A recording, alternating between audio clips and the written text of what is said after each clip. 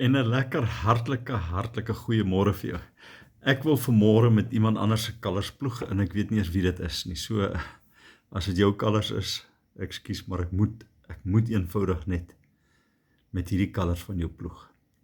'n Vriend van my vertel vir my van hierdie ding en dis eintlik beautiful. Wanneer iemand doodgaan, dan sê ons rus in vrede. Of dis die gebruik.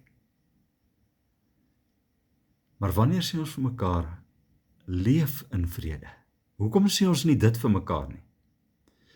Hoekom sê ons nie vir mekaar, shalom, leef in vrede nie?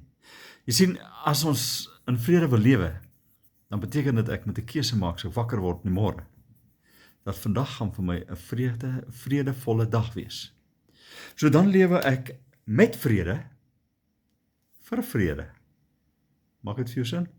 Ek leef in vrede, maak die keuse om met vrede te lewe, en ek lewe vir vrede.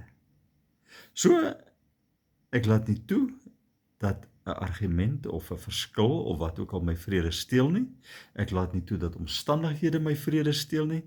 Ek leef in vrede, vir vrede, sodat ek met vrede kan lewe.